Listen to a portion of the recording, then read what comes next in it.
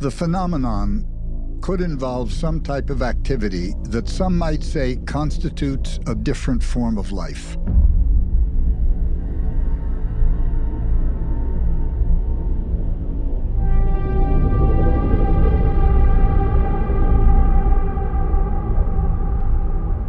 This would be one of the most closely held secrets in the entire United States government, if not the most closely held secret.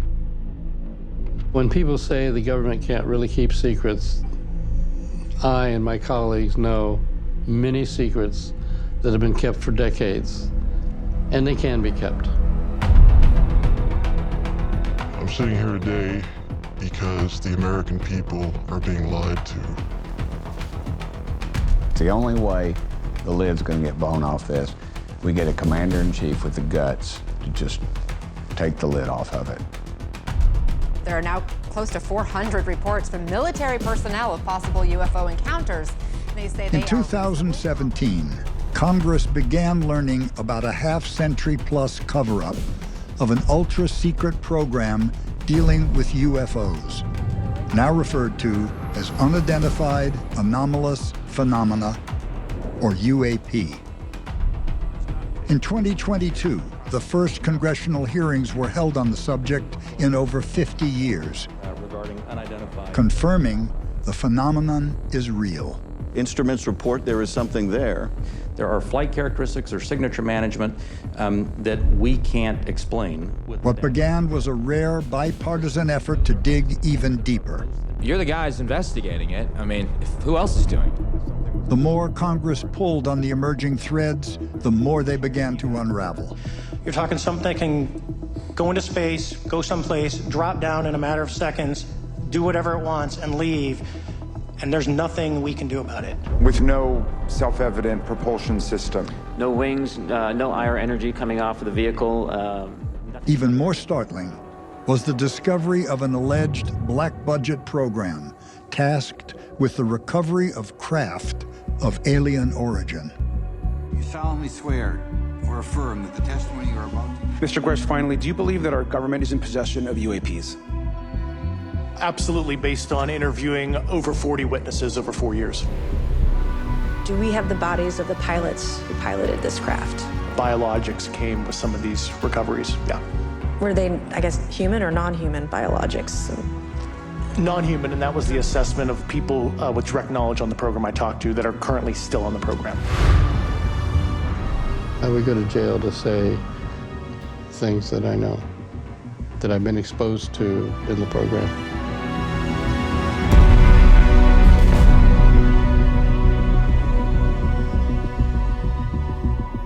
Have you ever met anyone that claims to have put their hands on or been inside one of these alleged crafts in our possession? I can't respond to that.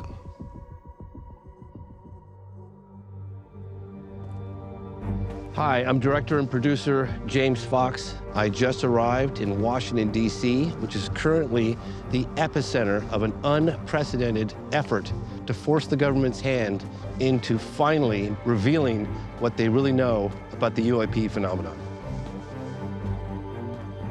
First time the National Archives will gather records. In 2023, Senate Majority Leader Chuck Schumer and Senator Mike Rounds proposed the most ambitious UAP disclosure bill in American history. This is a major, major win for government transparency on UAPs, and it gives us a strong foundation for more action in the future.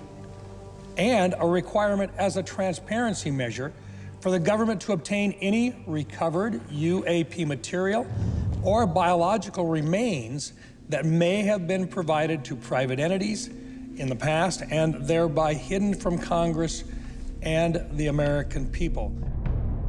And here you have in an actual congressional, in this case senatorial document, the phrase NHI, meaning non-human intelligence, mentioned more than 20 times in an actual congressional document.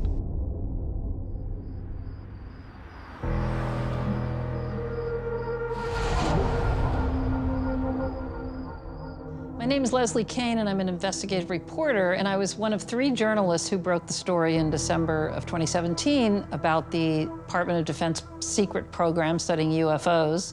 And that story was kind of a catalyst for a lot of things that have happened since. You get that close to something. As details of the exposed Department of Defense program came to light, so did evidence and additional military witnesses. What followed was a bipartisan congressional effort to find out what the intelligence agencies really knew about UAP. Now they know that this is real, right? Because the Pentagon's been studying it. And we had all this great material in our story, and members of Congress started to ask questions. In fact, congressional committees initiated briefings with witnesses behind closed doors. Classified briefings by members of the program, by some of the pilots who had actually seen the objects, and that made them realize we got to do something about this. I don't think it's unanimous among... The New York Times story also revealed official military videos of UAP leaked from the Pentagon. The gimbal and the FLIR video. And I remember the media was just going nuts. The objects seen in the various clips are unidentified aerial phenomena. We don't know what this is, and it's here. The program has since been shut down, but it was run by a military intelligence official who told CNN, there is very compelling evidence that we may not be alone. So not necessary extraterrestrial, but you're not ruling it out. The stories that first broke in 2017 about the existence of a Pentagon UFO research effort, about some very intriguing sightings that they really couldn't explain, the dam broke.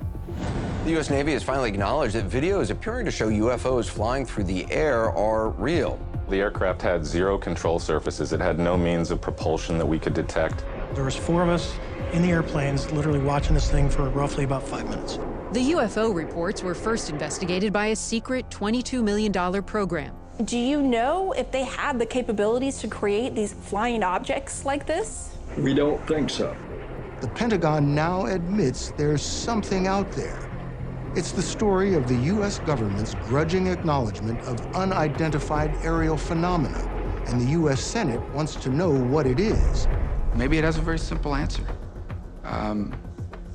Maybe it doesn't. Navy fighter pilot Ryan Graves was on duty during a number of sightings, including a near collision with a UAP in August of 2015. Mr. Graves was invited to Washington, D.C. for briefings before members of the Senate Armed Services Committee and Senate Select Committee on Intelligence. Senior Department of Defense officials were sitting at the opposite end of the table during the briefings. There was probably 8 or 9 stars, on that side of the table. Navy intelligence and more broadly, I think DIA. The DoD side wasn't able to provide a lot of answers to the congressional side, but it wasn't a I don't know or we don't know. It's too classified to talk about in this environment. And so there seemed to be a very clear barrier there that Congress was even having a hard time really getting around, because if you don't know what's there, it's hard to ask good questions about the information, right? And so there seemed to be a little difficulty crossing that barrier. My name is Kirk McConnell. I believe this is the first time I've ever been on camera. I recently retired from government service after 37 years working as a staff member for various committees in Congress. Armed with high-level clearances, Mr. McConnell researched UAPs from 2017 to 2024. He attended multiple classified briefings between senators and numerous government and contractor sources. These insiders and their data provide extraordinary confirmation of the phenomenon. These events were not just accompanied by visual observation, but by sensors, some of the best sensing systems that money can buy. Early warning and surveillance radar, that's the top of the line for the Navy, the Aegis radar system. We're seeing these objects drop down from what appeared to be from space altitudes and just coming down and at a high rate of speed and just stopping, in midair. and then flying around, and then after a while, they would just go right back up again. So this was something really different, pretty radical. What the heck were these folks seeing? The Congress people and the elected representatives and the retired officials, too, would come out and make these statements, and they tend to go further and further each time. How concerned should we be about the briefing that you received on UFOs? Yeah, I'm not going to get into any of the contents of the briefing. It was a classified briefing. One of the key takeaways I have is that the military and others are taking this issue seriously, which I think in previous generations may not have been the case. The senators were shocked. They had thought, as most Americans do, that this is just myth, and they became aware that whether it's the Russians or Chinese or aliens or something else, this is very much for real, it's happening, and we need to get to the bottom of it. Responding to decades-long claims of intimidation and the forced signing of NDAs, Congress passed bipartisan witness protection legislation. What we made clear in this law is that there can be no stigma associated with reporting, and that reporting is now mandatory, and that if there is retaliation, that will be prosecuted.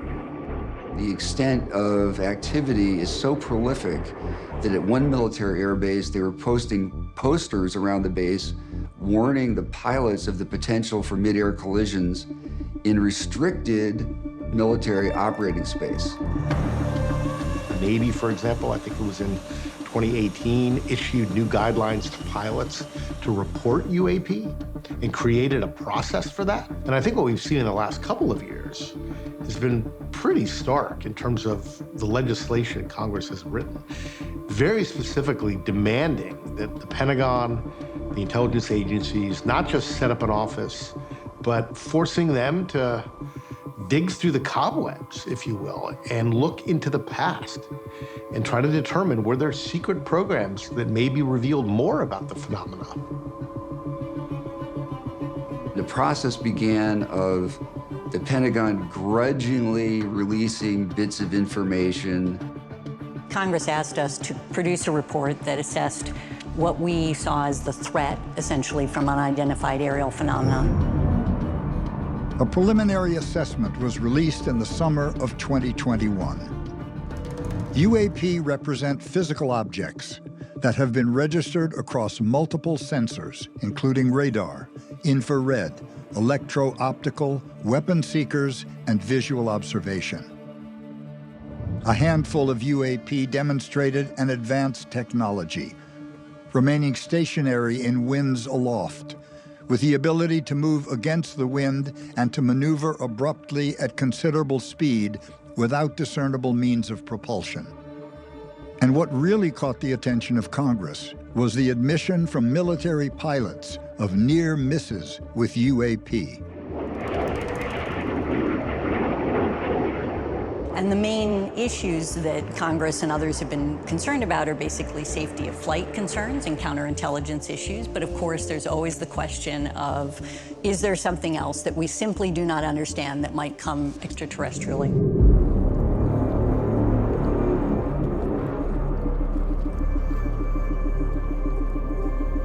It became pretty clear to me that there was a real story here. As long as the Congress keeps pushing, and I think they will, I'm not sure how they're going to wiggle out of this.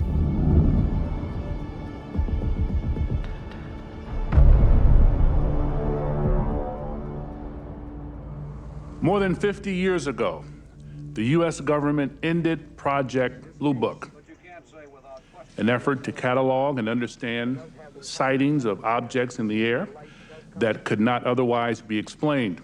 The last time Congress had a hearing on UAPs was half a century ago.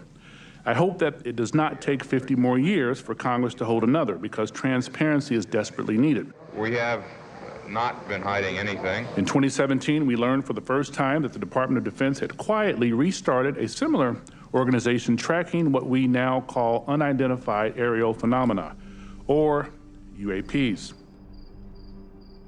UAPs are unexplained, it's true, but they are real.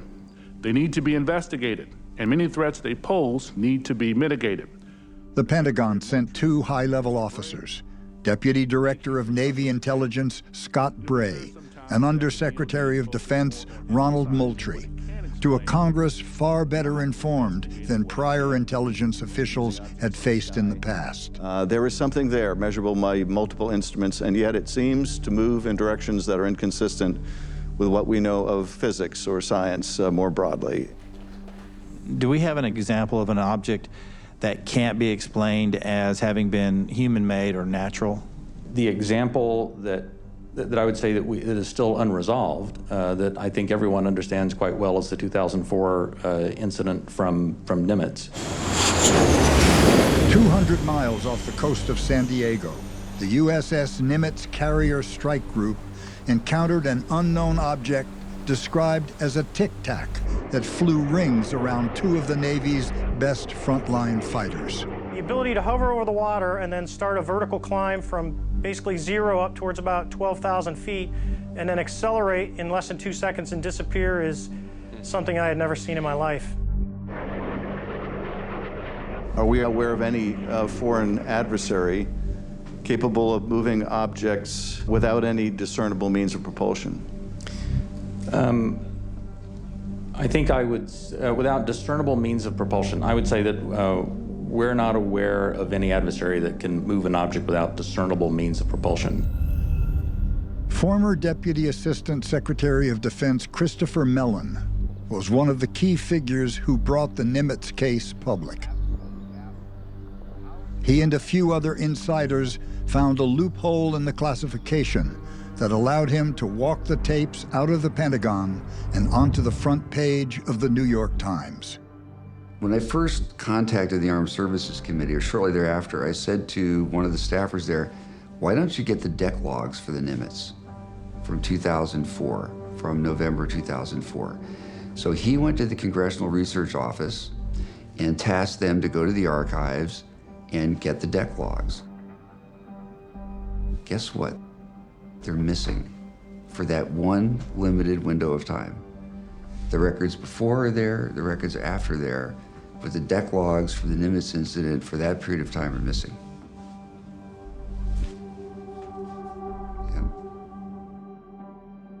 Gentlemen, it's not beyond the realm of possibility that there is some exploration coming here, and that underlies a lot of the reports you get. I think Mr. LaHood was asking about that. People think there must be extraterrestrial life, and it's not at all beyond the pale that there would be a visit here.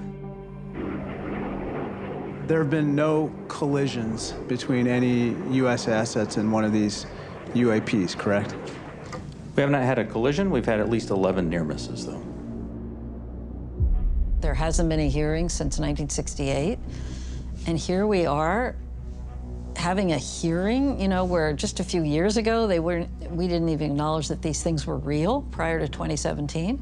That alone to me was so incredible that I almost didn't care what happened during the hearing. Just the fact that it was happening and that I could be present for that, it felt like, you know, after all the work I'd done on this for so many years, it was really rewarding to me, just really meant a lot to just be in that room. It's also been reported that there have been UAP observed and interacting with and flying over sensitive military facilities housing our strategic nuclear forces. One such incident allegedly occurred at Malmstrom Air Force Base, in which 10 of our nuclear ICBMs were rendered inoperable. What really moved me about it was some of the statements that the congressman made and the kinds of questions they asked were so probing, and Andre Carson was so eloquent in his introduction, and Adam Schiff, you know, and they seemed to really understand the importance of this issue. And here they were stating that to the world. You're the guys investigating it. I mean, who else is doing it? If something was officially brought to our attention, we would look at it. I'm bringing it to your attention. Sure, so, this is pretty official. Sure. So we'll go back and take a look at it, but generally there is some authoritative figure that says there is an incident that occurred. We'd like you to look at this. For what it's worth, I would like you to look into it. And sure. If for no other reason, you could dismiss it and say this is not worth wasting resources on. Mr. Krishnamurthy. First question is, have we come across any wreckage of any kind of object that has now been examined by you? The UAP task force doesn't have any wreckage that isn't explainable, that isn't consistent with being of terrestrial origin. And then finally, are you aware of a document that appeared around 2019, sometimes called the Admiral Wilson Memo or EW Notes Memo? I am not. You're not. I'm not personally aware of that. Okay. The leaked memo reveals an alleged covert meeting with former director of the Defense Intelligence Agency, Vice Admiral Thomas R. Wilson, an astrophysicist and aerospace engineer, Dr. Eric Davis, about an ultra-secret UAP crash retrieval program. According to the memo, the meeting took place in the back parking lot of a United States national defense contractor involved with some of the government's most sensitive technologies. Vice Admiral Wilson prefaced the meeting with the following caveat: "If you blow my trust, I'll deny meeting you, deny everything said, won't meet with any more people without clearances. Too risky. Never seen anything like this program in Black programs community." A reverse engineering program, something recovered years ago in the past, called themselves the Watch Committee, or Gatekeepers. An isolated group using their own facilities and cleared personnel, about 400 to 800 workers. No White House names, no president, no congressional people, no congressional staffers.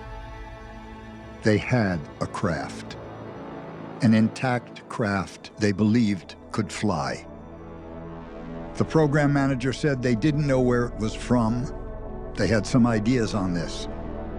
It was technology that was not of this earth, not made by man, not by human hands. So you're not aware of that? I'm not aware, Congressman. In my 10 seconds remaining, then, I guess I just would ask, Mr. Chairman, unanimous consent to enter that memo into the record. Without objection. Thank you, Mr. Chairman. Appreciate it. The Wilson memo was brought up in the congressional hearings. Do you think there's any legitimacy to that memo? That's an area that I don't feel I can comment on. So anyway, I suppose you're... Stanford-trained PhD physicist Dr. Hal Puthoff has been involved in highly classified programs for the DoD and intelligence communities. Dr. Puthoff was senior advisor and contractor to a number of UAP programs for the Defense Intelligence Agency. His alleged research into crash retrievals is mentioned in the Wilson-Davis memo recently read into the congressional record. I mean, I've signed security oaths, you know, TS, SCI, Gamma, HCS, I mean, a whole line of things. Well, if you get access to this information and this information and this information and this information, you will not reveal it to the public. And if you do, you will go to jail. Sign the piece of paper, okay? Sign the piece of paper. So until there's some statement on high that somehow abridges that, oh, for sure, I would go to jail to say things that I know, that I've been exposed to in the program. I mean, Davis, you know, it's part of the Wilson-Davis memo. I mean, of course, Davis is my senior scientific advisor for a couple of decades, so I know him well. And if he were to say it happened, then I'd be willing to admit it happened. But at this point, that's an area that it's not worth digging into. We caught up with the man who organized the first congressional hearing on UAP in over 50 years, Representative Andre Carson. Senator Reid was quoted in 2019 in the New Yorker magazine. "I was told for decades that Lockheed had some of these retrieved materials, and I tried to get, as I recall, a classified approval by the Pentagon to have me go look at the stuff. They would not approve that. I don't know what all the numbers are, what kind of classification it was, but they would not give that to me. They would not give me clearance." Have you heard any credible reports or anything at all that would substantiate that we have hardware or bodies? I know it's a tall order, and I'm not trying to put you on the spot, but that's so significant if that's the case. What are you hearing, Congressman? Well, obviously, due to my work on the hearing and the oath that I've taken, I won't talk about technology because it could compromise our national security. I think it's important to acknowledge our victories. Just a couple of years ago, if you brought up UAPs to other members of Congress, there's a chance you could be laughed at. Now we're seeing public statements from the White House, Pentagon, and more, and there's a lot we don't know. I understand that can be frustrating, but we want to encourage folks, give kudos to you, to keep pushing for more information and more answers. So we have a lot of work to do to remove the stigma. One thing I learned as a reporter for 20 plus years in Washington is if the Congress learns it, we will learn it too eventually, because Congress is the worst at keeping secrets. So it'll be interesting to see how this process plays out, but the pressure's on, and I think the Pentagon, the CIA, other agencies are going to have to answer the mail.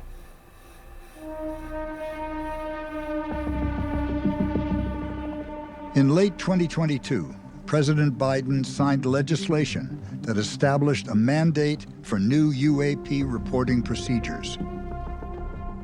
Within the National Defense Act for 2023 is a section outlining new UAP reporting procedures relating to retrieved materials. One particular thing that really jumped out at me, any activity or program by a department or agency of the federal government or a contractor of such a department or agency relating to unidentified anomalous phenomena, including with respect to material retrieval, material analysis, reverse engineering, research and development, detection and tracking, etc.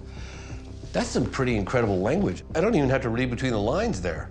It's stunning. What they're saying is that all of these legends about Roswell. The Army Air Forces has announced that a flying disc has been found and is now in the possession of the Army. The disc landed at a ranch at Corona, New Mexico. It was not anything from this earth.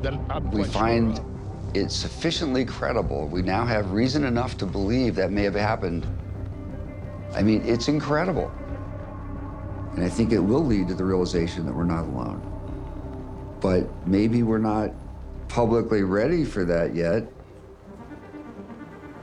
Our team takes to the streets in Washington, D.C. I think if UFOs were real, I would not want to know. It might just give me more anxiety. So I think I would be really, really interested to know if anyone else out there. Even if it's scary. Even if it's scary, it's better. I think there's a right way to communicate that to the public, though. There needs to be a unified message on both sides of what could be going on, but I just think that people need to have a consensus. Yeah. Yeah. There's no way to slowly reveal something like that, but I think it should just be talked about like anything's talked about, like sports. Transparency is always a good thing. Yeah. So I do think it's something I care about. They wouldn't want to cause a mass hysteria. How are we safe? How are things going on?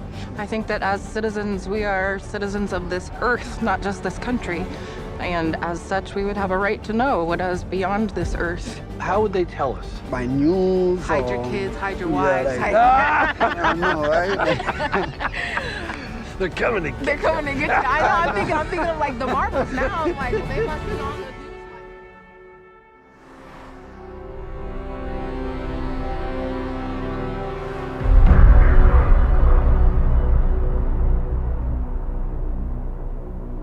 Is there other data? Is there other sensory data? Is there other photographic data, videotape, FLIR footage, things that you've seen that have not gotten out? Oh, there's lots more data that has not gotten out. Like that what? that I'm aware of. And that you're aware of or that you saw? Well, that I saw, that I worked on. Yeah. Can you talk about it at all? No.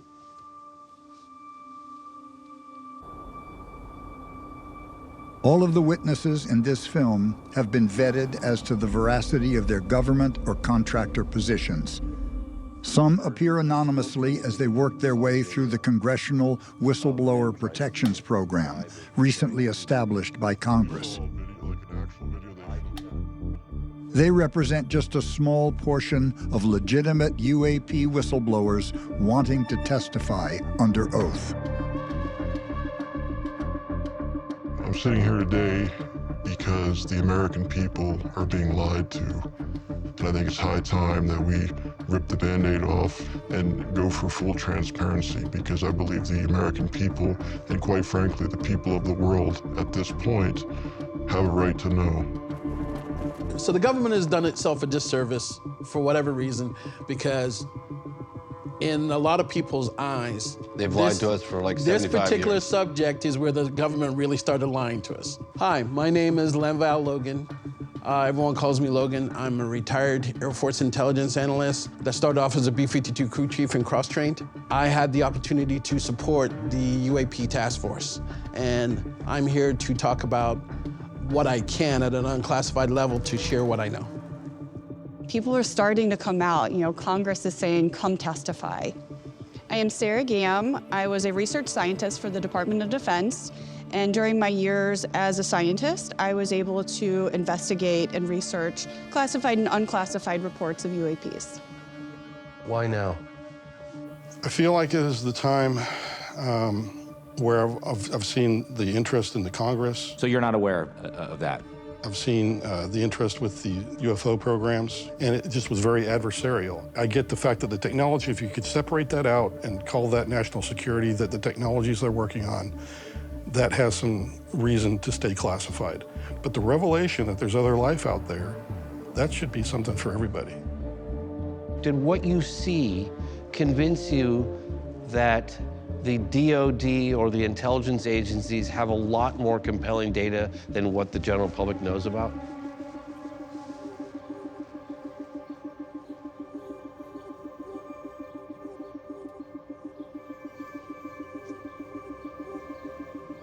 Yes. There's a lot more data out there. I'd say a fraction of it that I was able to see is something unexplainable, like physics that's beyond our realm. It's not an aircraft, it's not camera parallax, it's not trash in the sky, it's not a balloon. It's something we don't know what it is. It is a true UAP.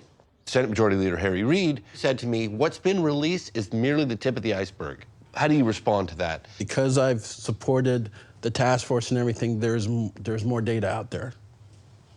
Now, more data out there or in there? Okay, more data behind closed doors. I'm 100% saying I have evidence, and I've seen it, of craft that perform with anomalous characteristics, completely silent, able to maneuver at random speeds, stop on a dime, hover, take off again, go into and out of the water. Yeah, we have 31 knots sustained wind, topside, gust of 40. Whoa, it's splashed. Splashed. Mark bearing and range. What do we have that could do that? P1 control doesn't know what type of aircraft it is either. It is really, truly amazing when I'm able to look at a report or video, photos, and know that's not from here. The number of emails that I've gotten alone in the last 2 months from other scientists saying, how do I help physicists? Dr. Gary Nolan is an American immunologist, academic, inventor, and business entrepreneur with his own lab at Stanford University School of Medicine. Dr. Nolan has worked on alleged exotic or metamaterials in association with members of the intelligence and defense communities from UAP cases around the world. Do you know things that if you revealed them right here on camera would get you in trouble? Yes. Is it frustrating knowing those things? Yes. And so I don't know anywhere near what I think some people do know, and people I know do know. And so it's not what I know, it's what they do.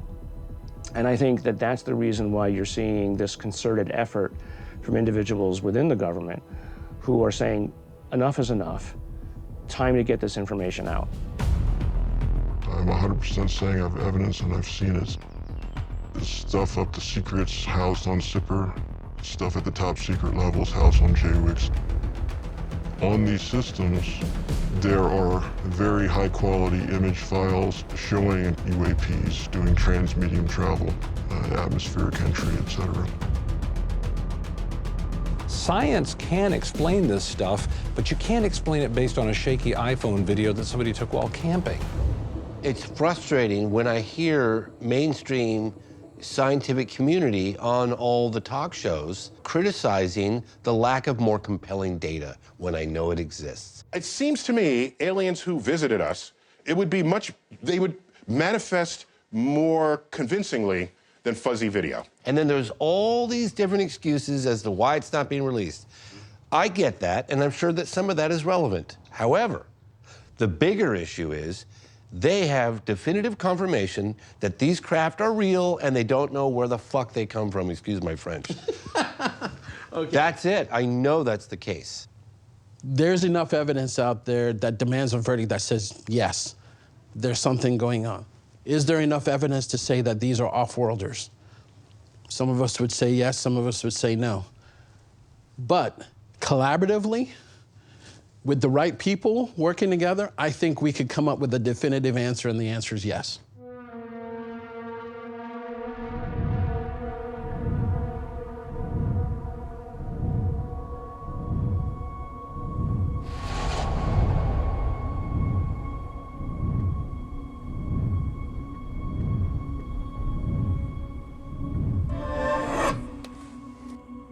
His name is Gary McKinnon. He's 46 years old. He hacked into the computers of NASA, the U.S. Army, the Navy, the Air Force, and broke into some of the most secret U.S. military computer networks that 97 U.S. military and NASA computers. But he claims he was just looking for secret evidence of unidentified flying objects. Snooping for UFOs dragged Gary McKinnon. The Americans say McKinnon is a cyber terrorist who caused almost £500,000 worth of damage to military computers. Correspondent Jonathan Hunt is live in our studios in New York, and U.S. officials, Jonathan, not at all happy about this one. Not at all, Shep. He stumbled on unedited satellite images of, as he said, out-of-this-world flying objects. In 2002, he was charged with the biggest U.S. military hack in the universe. What did he find in the way of UFO evidence? Well, he says he spent a year looking through these computer systems, and he found, he says, photographic proof of alien spacecraft and the names and ranks of something he called non-terrestrial officers. He has not at this point shared those names with us.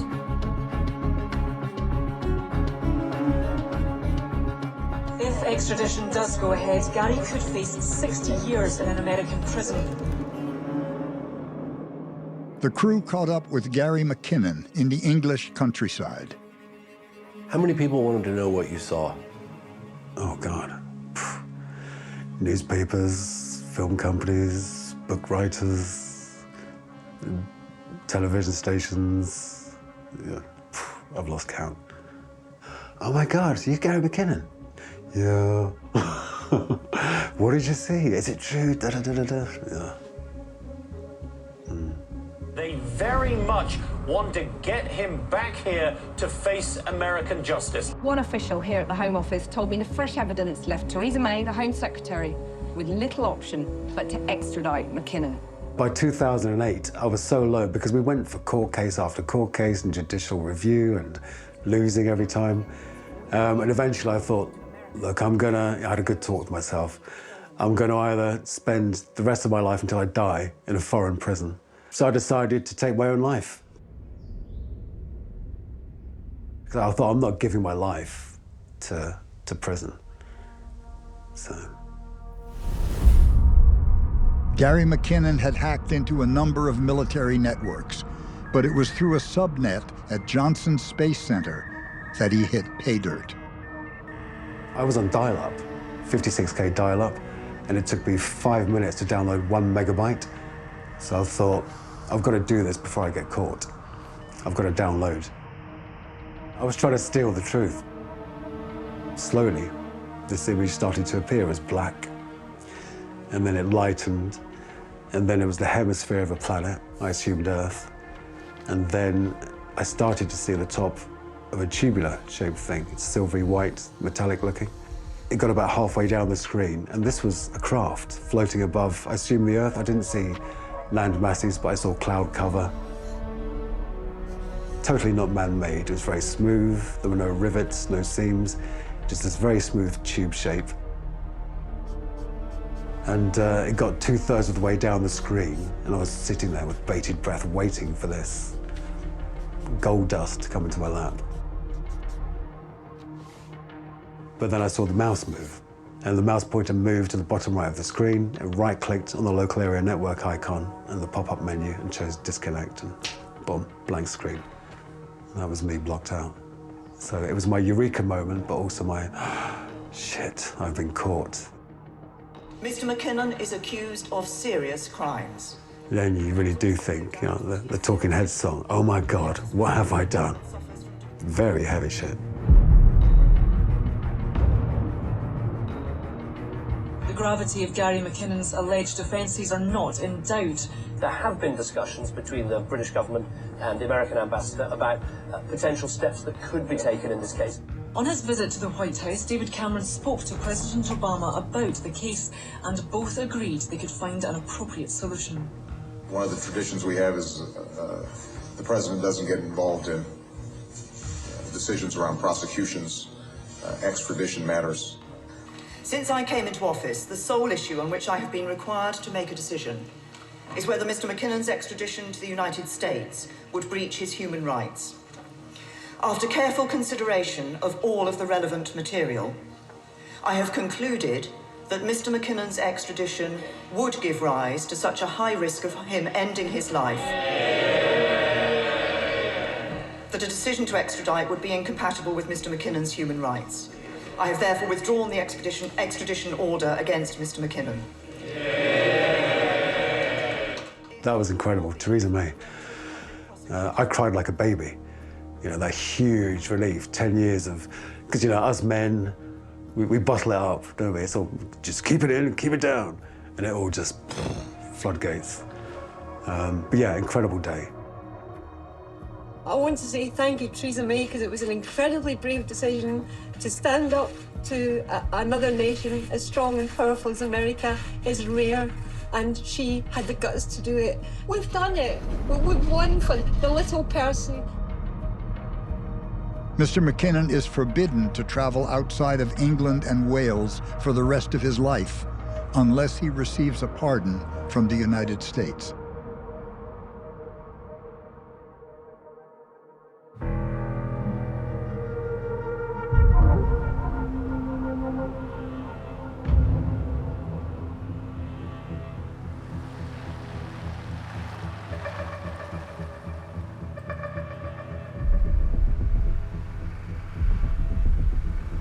There are a number of ways in which this story could have been, shall we say, managed to stop it getting out, which was our intention. They were bracing for impact. Yeah, they were. Of this story coming out. Yeah. Dr. David Clark uncovered what many say is the UFO case of the century. August 1990. Scotland's Daily Record was on the eve of publishing a story involving 2 witnesses and 6 35mm photographs. Then the Ministry of Defense stepped in, and the witnesses and prints vanished for over 30 years. And he was worried about whether he would get into trouble with the Official Secrets Act. He said, After over a decade of research, Dr. Clark discovered one of the early investigators of the case, Royal Air Force Press Officer Craig Lindsay, one of the officials known to have interviewed the witnesses. Something that could hover without making any noise and travel at the speed that this guy said it went vertically upwards is utterly beyond my knowledge. How they keep it quiet for 30-odd years, again, beyond me. In August of 1990, 2 hotel employees left after their shift for a late afternoon hike in the town of Calvine, just a few miles away. It was the Athol Palace Hotel, because when they mentioned the name, that hotel's got lots of, you know, pinnacles and things. It's a very Disney type of place.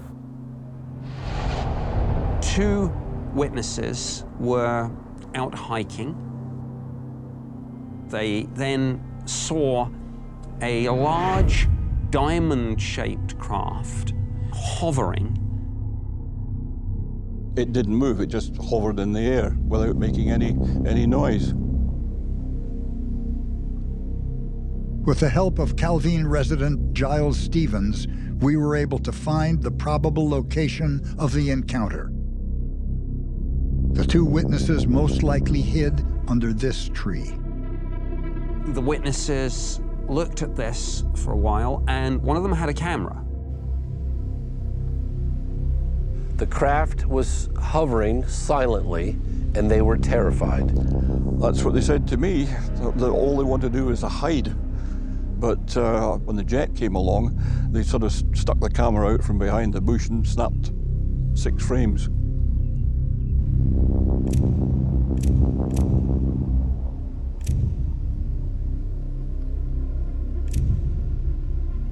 They got a picture of the likes of which I don't think anybody has seen before. The bit that then stands out is that I asked him what happened next, and he said, we watched it for another minute or two, and then it started to move. And how did it move? Oh, it started to go up, and then it got faster and faster and faster and disappeared straight up. And I said, what sort of noise did it make? And I got the instant answer, it didn't make any noise. And that was the bit where suddenly everything in my head went, wait a minute, I don't know of any aircraft that can hover and can maneuver at that kind of speed and doesn't make a noise. That's when I kind of woke up to the whole thing. It would have blown our standard line out of the water. Therefore, we wanted to bury this, and we did. All the photographs and all the negatives were acquired by the Ministry of Defense, and they were never seen again.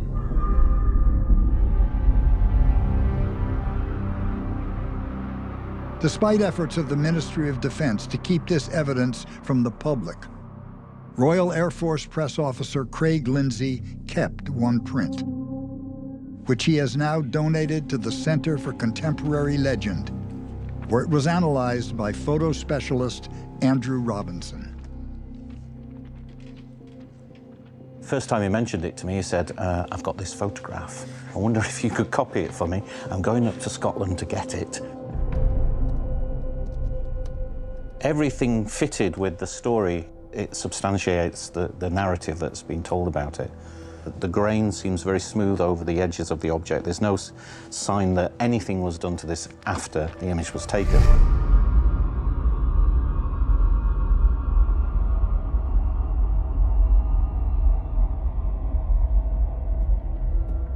So Craig Lindsay at the RVF saved this for 30+ years. Yes. Even after retirement, he took it with him when he left the office in 2000. He's kind of a hero. He is a real hero. We would know so less about this story now if it wasn't for Craig doing what he did.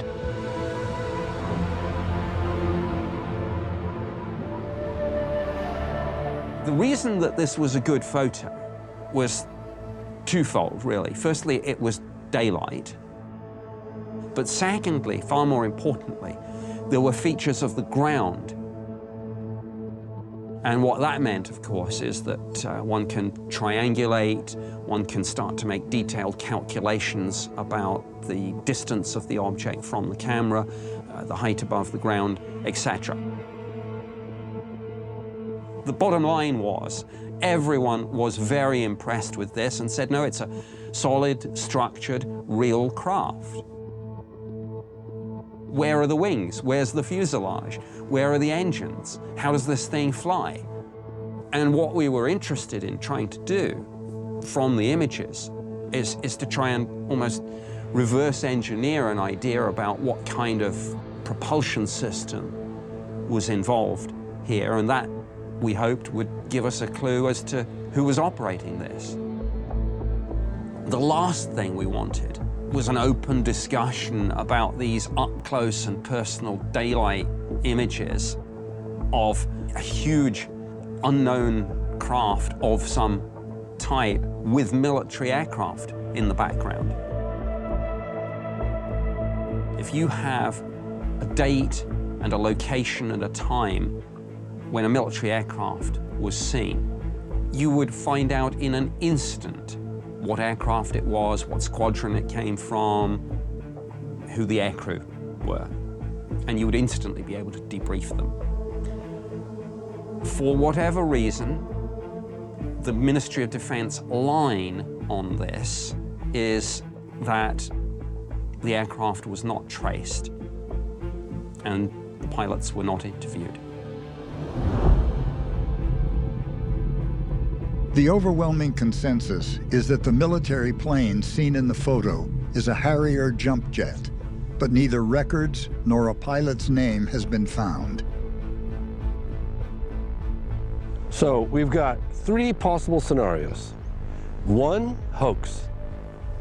2, secret stealth military aircraft belonging to the United States or some other foreign power. Or 3, which would fall into the category of other, which would imply originating from a non-human intelligence. At one point during my posting on the UFO desk, I went to a briefing, a more general briefing about UAP, and this photo was brought out, and the briefer, who was in the intelligence community, said, you know, this photo here, he said, and he started gesticulating, and he said, you know, it's not the United States. He said, it's not Russia, and that only leaves, and he pointed straight up, and we looked at his finger and we looked at the ceiling, and nothing further was said.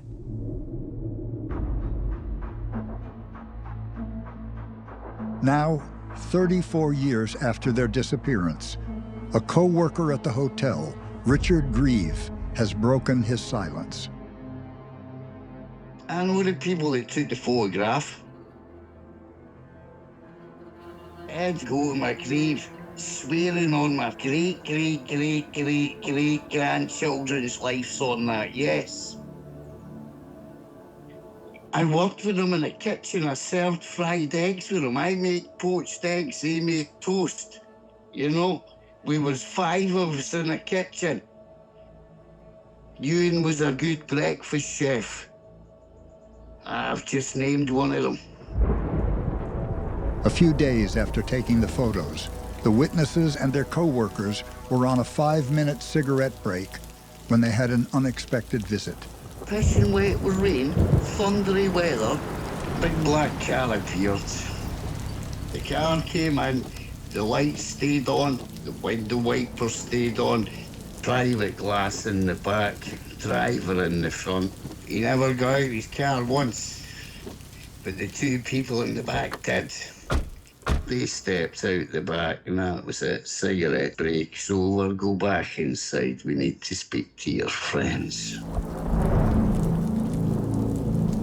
Richard and the other chefs watched through a nearby hotel window as the 2 strangers confronted their co-workers in the parking lot. They were fucking spooks. They were men in black. And they stood outside in the pissing rain, speaking to them. After roughly 10 minutes, the men drove off and the 2 witnesses came back inside. They came in the back door. They looked white as a fucking ghost.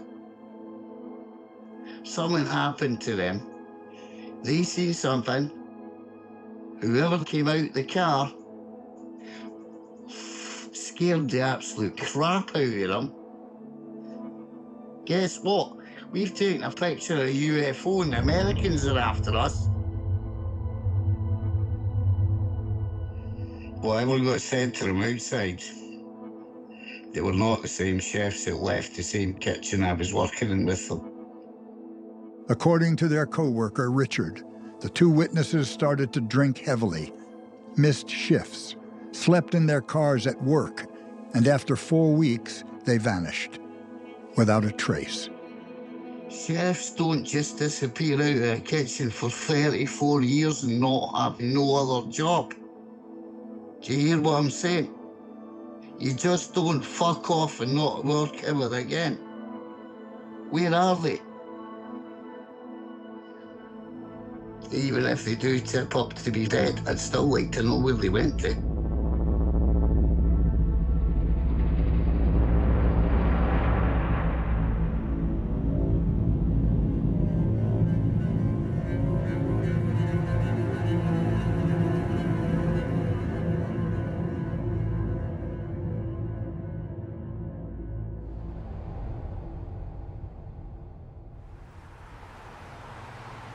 Back in Washington, D.C., the filmmakers arrive at NASA headquarters for a press conference, where the head of NASA will announce the results of their first year-long UAP study.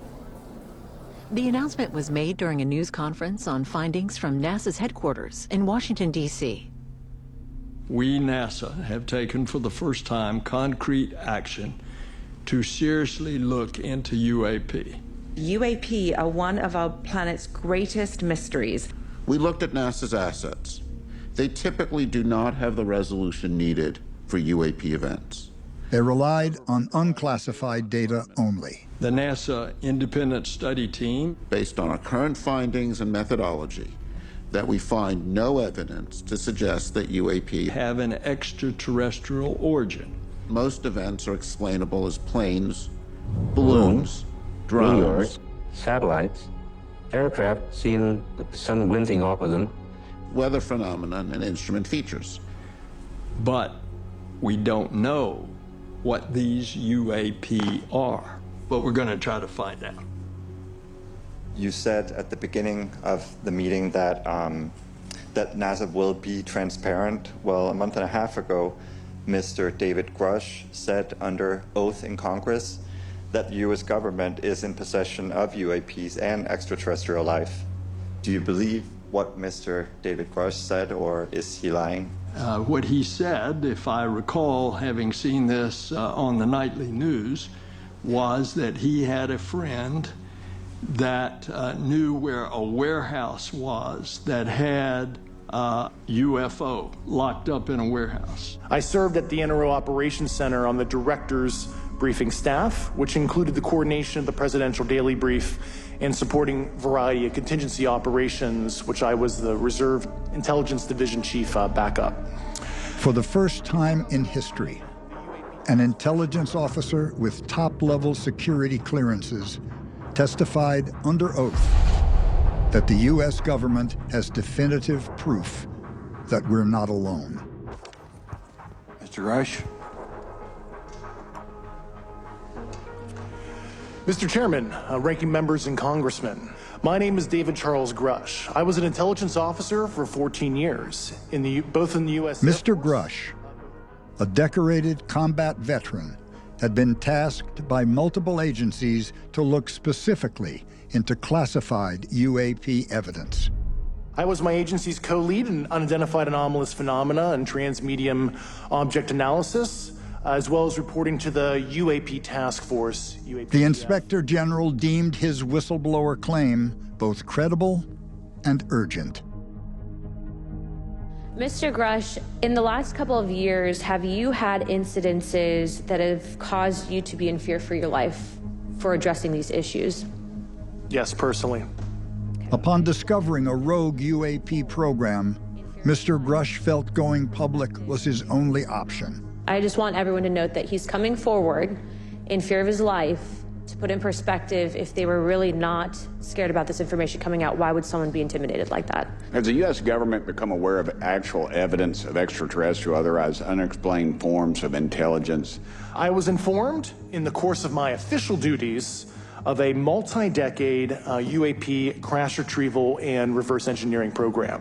I made the decision, based on the data I collected, to report this information to my superiors and multiple inspectors general, and in effect becoming a whistleblower. What level of security clearance is required to fully access these programs? You know, TSSCI clearance and meets the eligibility criteria. The Access Adjudicative Authority should be able to grant you access. Mr. Burchett, if you'll yield, so just to put a fine point on that. You know, he knows all this information, but by law he can't tell it to us unless we're in this secure environment. Something I can't discuss in public setting. Mr. Grush, finally, do you believe that our government is in possession of UAPs? Absolutely, based on interviewing over 40 witnesses over 4 years. And where?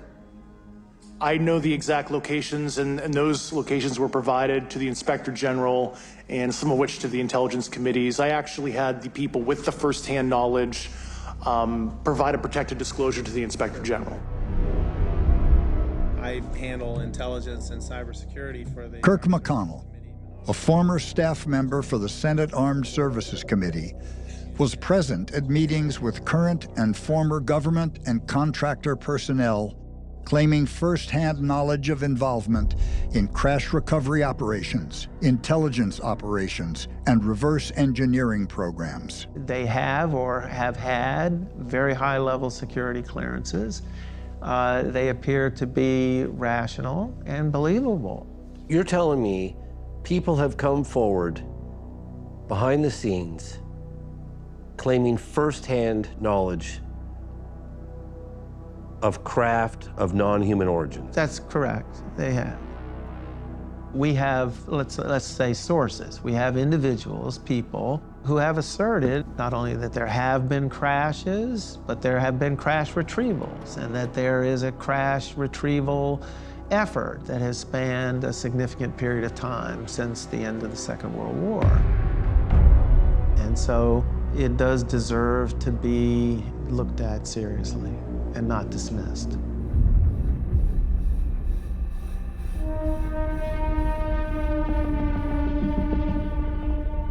You know, I've always tried to keep an open mind, and I really believe it's all about the data. I'm very empirical, and I'm not going to take a conclusive position on this until there is absolute conclusive proof. But at this point, together with some other sources, I started to think, oh my God, it's really true.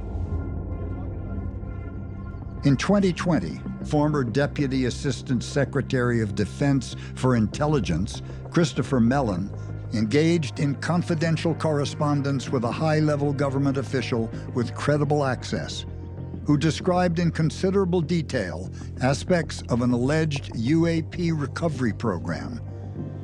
After he cleared it for release, Mellon provided an unredacted copy with names, including that of the gatekeeper of the program, to select members of Congress. I was flabbergasted when I got this message. This is from somebody that I knew, a senior government official with appropriate clearances and access, telling me that UAP have landed and been recovered, and there is a formal government program, and he had encountered it, discovered it, and was seeking to be read into it. Blank and I are making huge progress getting into the crash retrieval program. So it's not just one individual, it's two who are involved in Whitting. He plans to meet with you at some point. The Senate Armed Services and Intelligence Committees would be slack-jawed if they found out what we now know. We're dealing with the recovered UAP that landed, not crashed, landed in Kingman, Arizona in the 50s. We also know who recovers landed or crashed UAPs under what authorities. We know the management structure and the security control systems and ownership of the program. We know a still highly classified memo by the Secretary of the Air Force in the 50s is still in effect to maintain the cover. We also know who the Air Force gatekeeper is, and he names him. The gatekeeper is the individual who manages access to the program. And I know someone who spoke to the Air Force gatekeeper, and the Air Force gatekeeper purportedly sort of neither confirmed nor denied.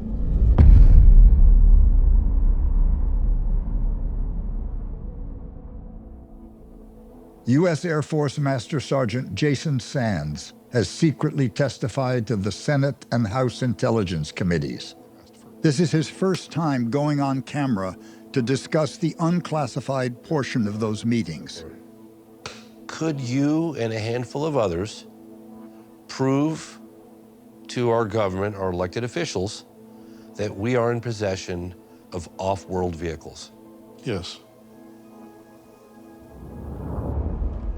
Master Sergeant Sands is willing to publicly testify under oath to Congress that he can produce the classified details needed to verify the following claims, provided he's given immunity. I'm a retired Air Force Master Sergeant. Part of my career in the 1990s, I worked 3 years at Air and the programs, which included numerous sites around the United States. And I was one of the Red Team members that would go out and do telecommunications assessments to check for intelligence leaks and counter-intel type issues at those locations that were involved in the legacy program. The term legacy program means endeavors to collect, exploit, or reverse engineer technologies of unknown origin, or examine biological evidence of living or deceased non-human intelligence. So you have the names of the programs? I gave it all to them. You have the names of the people involved with the programs? Yes. This definition appears verbatim in the UAP Disclosure Act authorized by Senators Schumer, Rounds, Rubio, and Gillibrand that passed the Senate in 2023. Why now? I feel like it is the time where I've seen the interest in the Congress. I've seen the interest with the UFO programs. Unidentified aerial phenomena have been reported. And including Aero, the talk of that standing up and everything. Kind of think in my head, is this the time to do this? Because I'd seen so many times that it failed. Tracking what we now call Decade after decade of, somebody trying to come forward, pointing fingers at Congress, pointing fingers at pointing fingers at whoever else, and it just was very adversarial. If I felt comfortable enough without getting shot to go walk on air and show them exactly what I told them in the interview, I would go out there and I would drive them right up to the gate. As long as I knew they had the authority to walk into that facility with me. This is the hangar I told you about. There's the radar over there. There's the weather station I was taking over. Here's where me and the commander went around the whole base. I could show them all of those kinds of things, and that's where we're kind of headed with all this. I get the fact that the technology, if you could separate that out and call that national security, that the technologies they're working on, that has some reason to stay classified. But the revelation that there's other life out there, that should be something for everybody. That's the way I feel.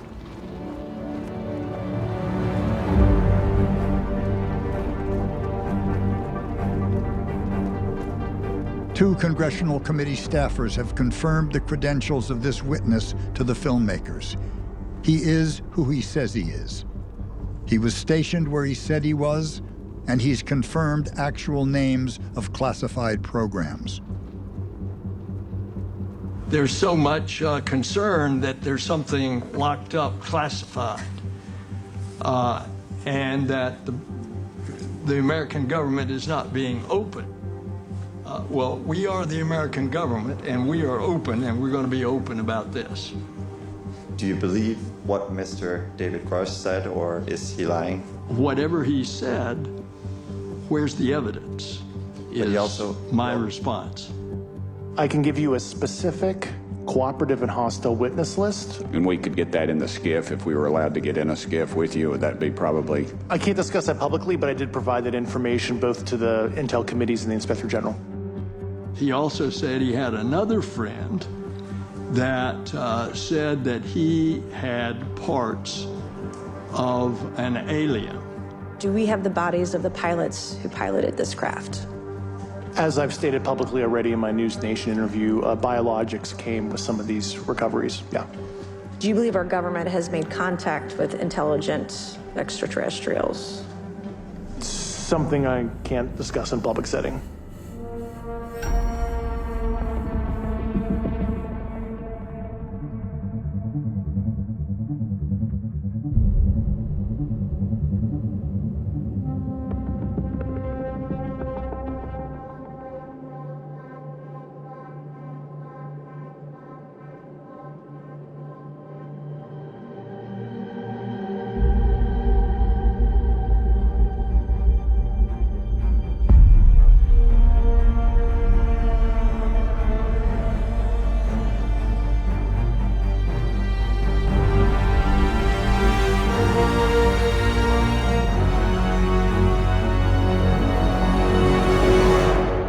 following encounter took place at Nellis Test Range in Nevada in the winter of 1994.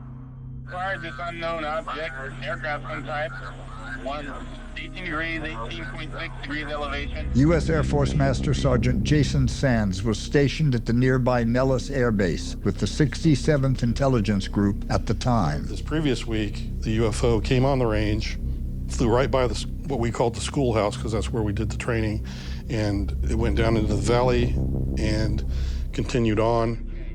So they have actual video of it, and that's what you see out there in the public, this Nellis Range UFO. P1 control doesn't know what type of aircraft it is either. And no ACM, no tactics. The system that they use also uses a type of radar to lock on to aircraft as they come into view. So this is what it recorded the UFO also. Looks like one. Right up high now, going like straight up. I don't know what it is. The people that leaked the video out to the public also leaked the names of those individuals. I don't know. And they were talking, a lot of them were excited, some didn't know what it was. They were saying, some were saying it was a UFO for sure. Other people were like, no, it had to be some kind of messed up looking helicopter. Other people were like, I just don't know, I just don't know. But everybody was excited about it. 3 days later, Sergeant Sands was part of a convoy overseeing a training exercise. He was in the lead vehicle heading toward the center of Nellis Range near Quartz Mountain.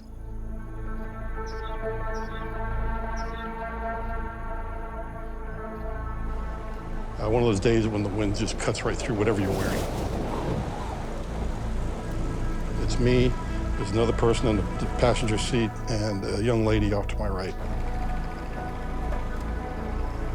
About a mile down the road, there's this guy on my left, and he looks like he's wearing a uniform like ours. But I also notice his skin tone is very white to blue. And I'm thinking, oh crap, this guy is dying of hypothermia. And he's running funny too. It's like every step he takes, it looks like he's gonna fall over. Guy needs help, we need to stop.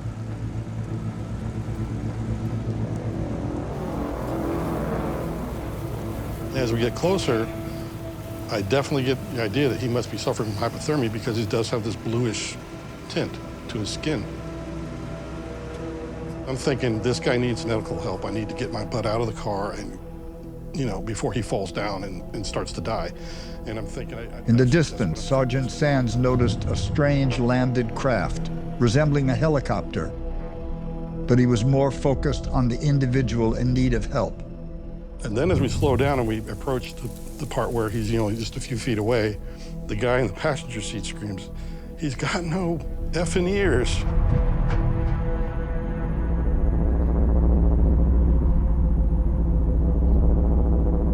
At that point, there's my open door. I'm standing on one side of it, and the individual that was running towards us was on the other side. And I shut the door, and I look up, and he's got no ears. And I'm thinking, is he a mutant? I look at them, they're symmetric. They're just like ours. They got lobes, everything. It's just they're conformed to his head. They're not sticking out like we do. And then I notice his eyes. They're like twice as big. And I'm thinking, he's either not from around here, from another planet, kind of not around here, or this is some sort of a mutant. And he turns towards me, and I get that kind of a snake bite, kind of a fear in my gut, like, oh my gosh, you know, very scared. And then he starts talking to me, and he's speaking a language I don't know, but I'm understanding every word he says, and I don't know how that happened. So there's this telepathic sort of understanding I get from him, but he's speaking a different language. How far away were you from him? No more than about 3 feet. The eyes caught me at first for how dark they were, but it was more like, you know, looking at somebody that had just large eyes that were dark colored. Looking him right in the eyes, and then I'm starting to kind of once him over, and I can see his battle dress uniform. Usually if you go up range, you wear your really crappy stuff. And this guy had a pristine uniform on. I remember looking at his boots thinking, how on earth are they that shiny?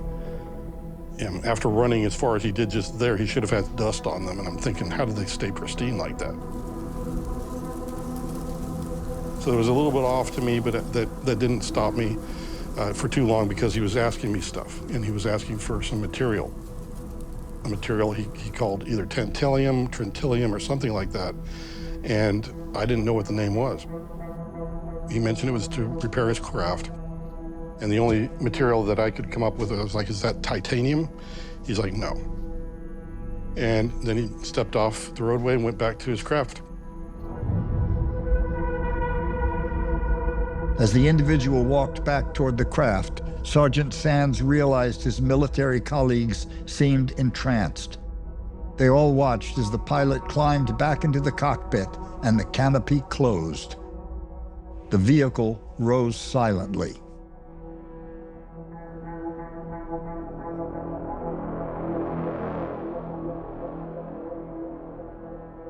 He got into the cockpit, and then he kind of went up in chunks, like stair steps, above the roadway, and then he took off to the south. I got back in the car, everybody seemed to come back to normal, snap to, and we just went up and did our daily job.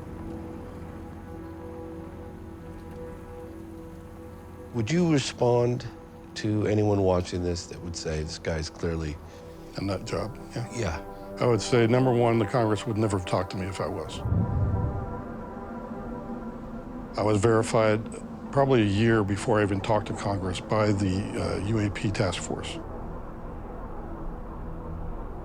There are databases that people don't have access to that only Congress and people that are in special access programs have. That's where they discovered my name. That's where they saw where I was stationed also in my military records.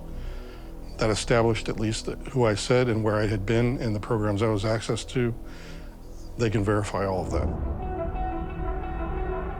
The producers contacted DoD officials who were aware of the 1994 encounter, but would not verify it on or off the record. As extraordinary as this story seems, the subject is not new. The Air Force and other agencies, as well as governments around the world, have been documenting close encounters of the third kind. Reports of interactions with non-human intelligence since at least the 1940s.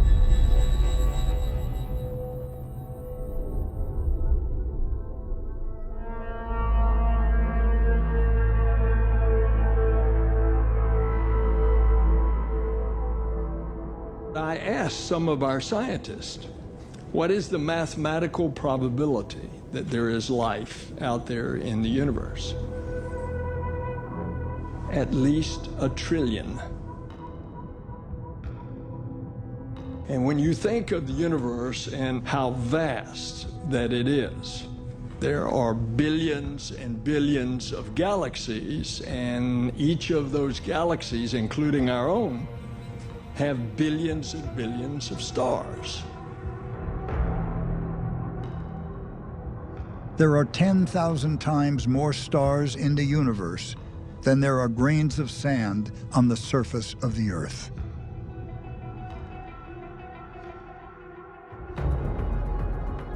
Has the U.S. government become aware of actual evidence of extraterrestrial, otherwise unexplained forms of intelligence?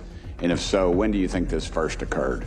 Certainly, like I've discussed publicly previously, 1930s. I'm Congressman Tim Burchett from Knoxville, Tennessee. I was one of them that was responsible for putting on the big hearings that we had on UFOs with Grush, Baver, and Graves.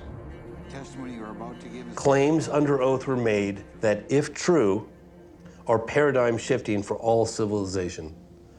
What is being done to verify the assertion that the U.S. government has spaceships of non-human intelligence in their possession? We need to have a select committee on that because over a year after the congressional hearings featuring intelligence officer Grush, Congress is still unable to get him into a sensitive, compartmented information facility referred to as a SCIF, where he can provide the classified details of what he knows. Where would you look? Titles, programs, departments. Every obstacle is being put up. You know, they're trying to block Grush from getting into the skiff, saying doesn't have the security credentials. Cannot share classified information in public settings.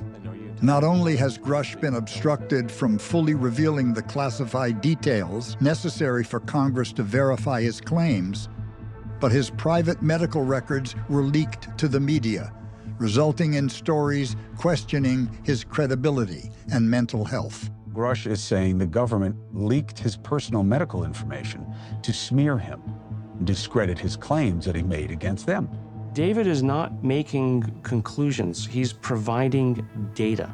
And this is where I think the media has gotten it wrong, is that he's just saying, look, I was tasked to go collect this data. And I just provided the data to the relevant authorities. Now, the only reason, frankly, that David is sitting at that table was because the relevant authorities didn't like what he was saying and went after him. What I personally witnessed myself and my wife was very disturbing. He filed an official report of witness intimidation to the Inspector General of the intelligence community, which is an ongoing investigation. It was very brutal, some of the tactics they used to hurt me both professionally and personally, to be quite frank. Yeah. Meanwhile, back in the Senate, the UAP Disclosure Act of 2023 passed, an unprecedented piece of legislation that could prove or disprove Grush's claims. For the government to obtain any recovered UAP material or biological remains that may have been provided to private entities in the past and thereby hidden from Congress and the American people. We are lacking oversight opportunities and we are not fulfilling our responsibilities.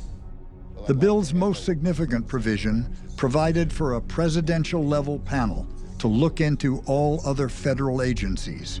Presidentially appointed and Senate confirmed to control the process of reviewing the records and recommending to the president what records should be released immediately or postponed. The bill passed in the Senate, but was shot down in the House. Key portions of an unprecedented measure to disclose classified government records relating to UAPs, those measures were stripped from the annual defense spending bill. It's beyond disappointing that the House has refused to work with us on all the important elements of the UAP Disclosure Act during the NDAA conference. But nevertheless, key to gutting the bill were Mike Rogers of Alabama, the chair of the House Armed Services Committee, and Mike Turner, the chair of the House Intel Committee, who represents Dayton, Ohio, home of Wright-Patterson Air Force Base, long rumored to be one location where UAP material is kept.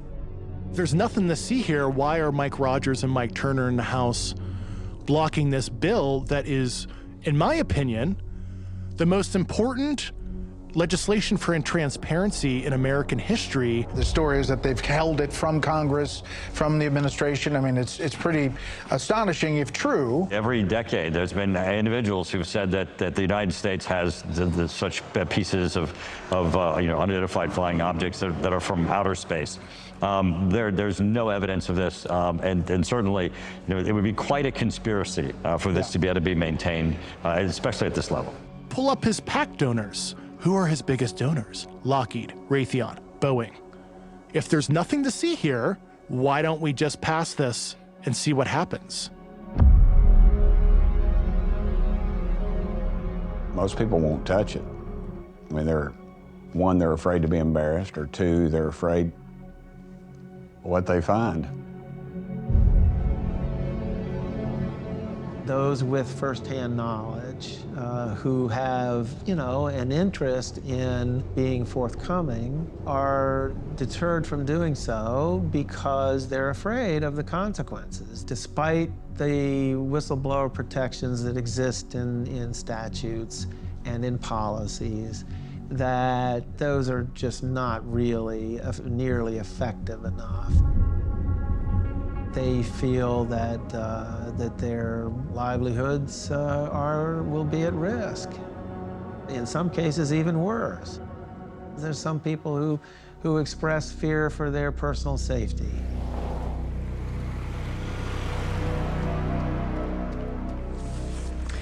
Thank you so much to all of our speakers. We will start taking questions.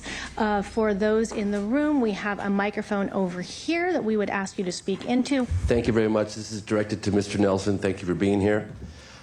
Two quick questions. One is, how can we make the determination of what something isn't when we don't know what it is? And B, after a careful review of the data, if it's determined that some, underline the word some 10 times, UFOs or UAP originate from a non-human intelligence, what's the plan to disclose that to the public? And can you identify yourself, please? James Fox. Thank you. Let me repeat what I said. I think it's important that you hear this word for word. The NASA independent study team did not find any evidence that UAP have an extraterrestrial origin. But we don't know what these UAP are, but we're going to try to find out. Thank you very much. And is there a plan in place if it is determined that some of them originate from a non-human intelligence to tell the public? Is there a plan, or? If we are what I said we intend to be, which is transparent, you bet your boots. We will say that. Whatever we find, we're going to tell you. I just wonder if the people in power have any kind of plan for that. I kind of doubt they're very prepared for that. I don't know. What does the press release say when the government or governments decide to come forward and say, yes, we have evidence that we're not alone? That truth potentially upends the established order across the world, political, religious, economic. And I think there is a disincentive if you don't really know what the reaction is going to be. How is it going to affect markets? How is it going to affect sovereign borders? How is it going to affect economies around the world? How is it going to affect the way people view God? Are people ready for some kind of revelation that deals with extraterrestrial life, life that is interdimensional, life that is otherworldly? And so that kind of revelation unearths people's beliefs, their religious beliefs, their spiritual beliefs, what they've been taught all of their lives. And so if such a revelation were to present itself, how does it get presented? And can it be done in a way that people are accepting of it? People are threatened by this thing. It doesn't threaten me. I get the old 50s talk about how this would upset the balance of our religious. Doesn't upset me. I'm a born-again Christian. I think, God created, Genesis says, God created the heavens and the earth. And we made a list of well over a couple dozen issues that would have to be addressed. And some of them really got into the nitty-gritty, like, well, if Corporation A finds out that Corporation B had access to the advanced materials from crash retrievals and they didn't, well, then they're going to sue that corporation. They're also going to sue the government because they didn't get access and one of their competitors did. So, when we added up all the numbers, it turned out that despite our personal feelings about it as we entered this process, we came to the conclusion that disclosure was kind of unsustainable, almost. It's a bigger, more complex issue than most people probably appreciate when they just say, well, why don't they just tell us what's going on, be more transparent? Well, there's a lot of things have to happen before you can get to that point.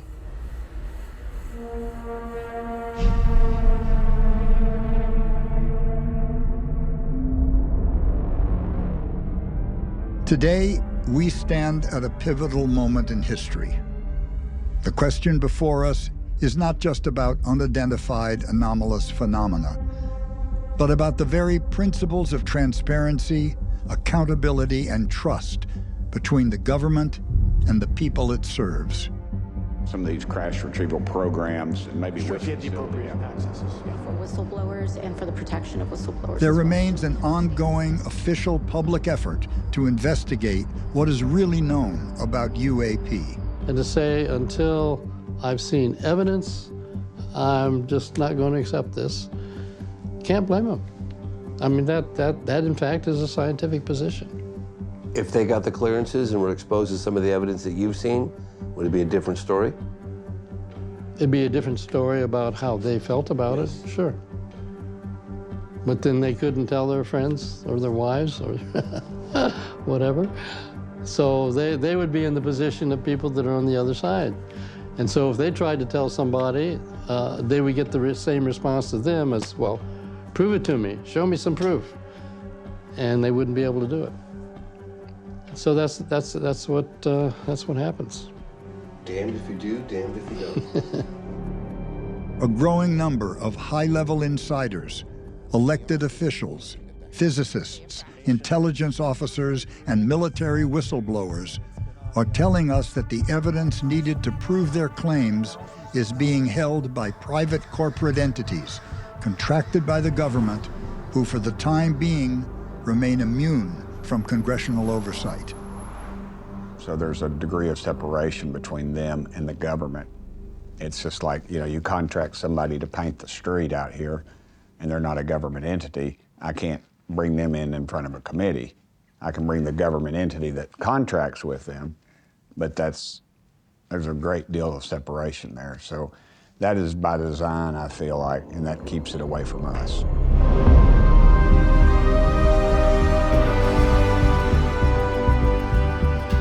Do you believe that a higher form of non-human intelligence has visited this planet?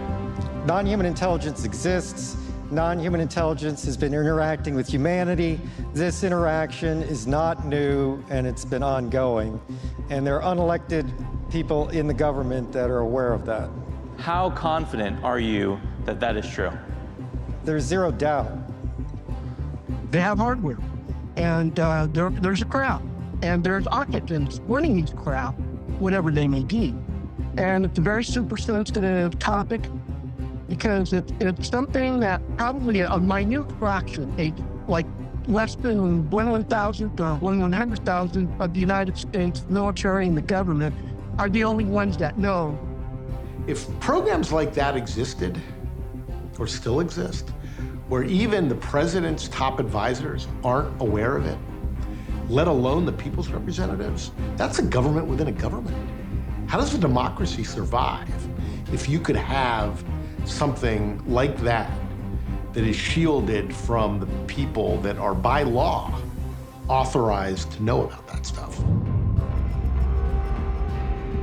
Witnesses with nothing to gain and everything to lose, who claim first-hand knowledge, are pleading with elected officials for immunity so they can testify under oath about what they know. That's what happens. The implications, not just for the United States, but for all of humanity, are so profound that we owe it to ourselves to continue to support our committed elected representatives during this unprecedented push for transparency. Where would you look? If the existence of these secret programs is true, it would prove to be the greatest revelation in history.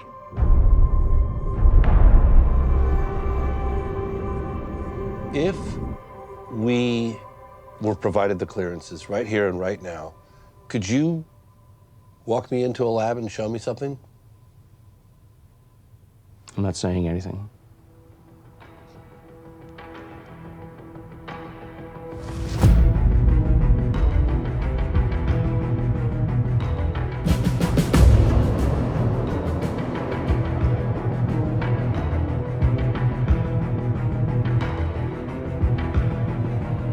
Have you ever met any insider that made the indication to you that we're not alone?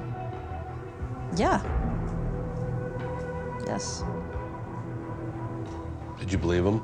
I believe them.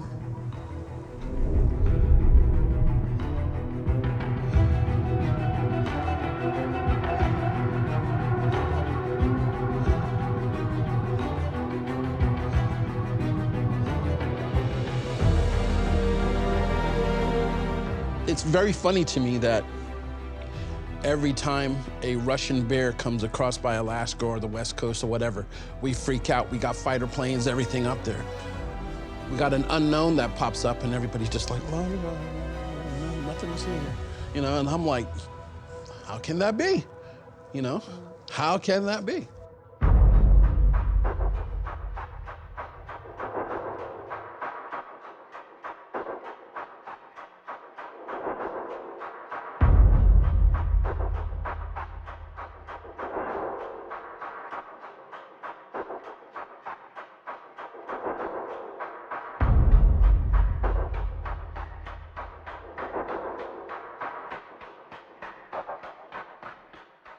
I had a conversation about this with the current Secretary of the Air Force, Frank Kendall, who has been in the Pentagon, or in and out of the Pentagon for 40 years. And I said, hey, you're the head of the Air Force.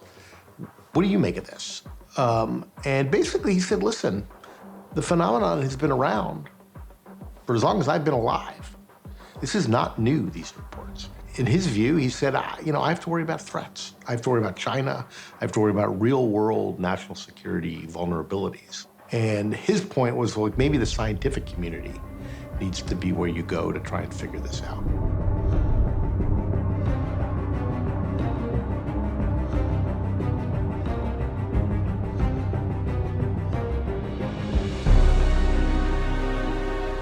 My name is Fred Clausen. I'm a retired Air Force bird colonel and fighter pilot. In the spring of 1980, I had an event with a UAP. I was scrambled while sitting alert with a fully armed F-15 to identify an unknown object over the North Sea.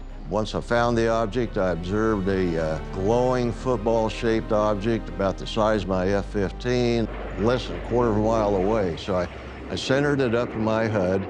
Gun camera is running. I'm taking pictures of it, trying to figure out what I'm going to do next. Do I intercept it? Do I shoot at it? I don't know. Then all of a sudden, the object just disappeared. Went up into space in a blink of an eye, and it was gone. They had no wings, no type of propulsion that I could identify, just a glowing object with structure that was there, and then it was gone. I returned, debriefed my commander, was told not to speak about it again.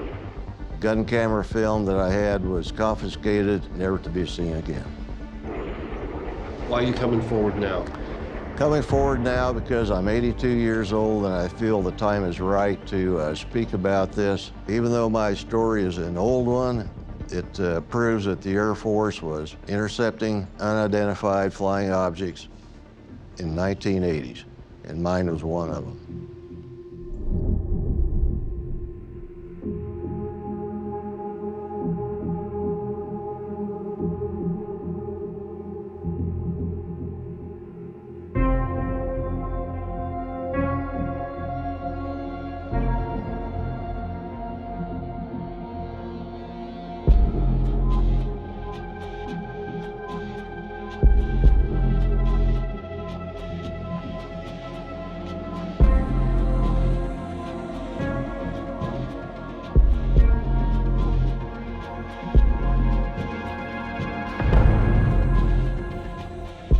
If the answers are, there are no unidentified aerial phenomena, then say that.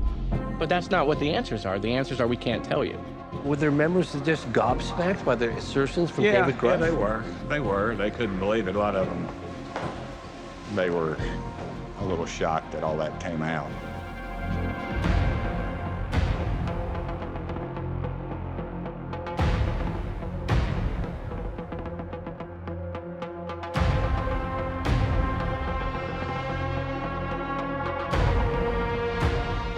I heard lots of stories in 2017 about there being a very strong evangelical Christian community within the military, particularly in the Air Force, that didn't want to go here. Put that stuff away. We don't want to hear about the woo-woo. Because again, it doesn't fit the established, accepted human story.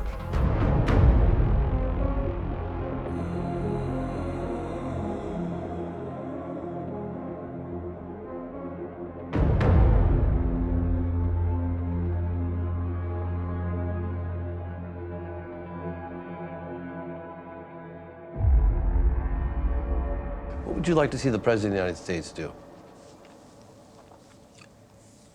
I'd like the President of the United States not to be embarrassed and for fear this is going to hurt his legacy, to say there's something going on out there, let's take a look at it. It means that he is interested in a scientific community coming up with some answers to questions that thousands and thousands of people have, and thousands of people have experienced unusual things.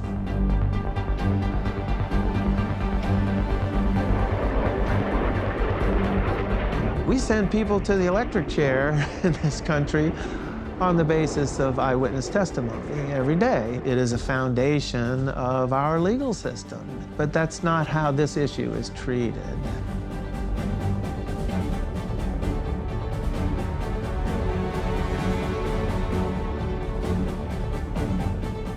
What happened when you looked at those photographs? Come on, put me there. Well, it's I like... want to be you for a minute. It's like, wow, you know, like, I can't think of any way to explain this other than this is not something in our inventory, I'm pretty sure.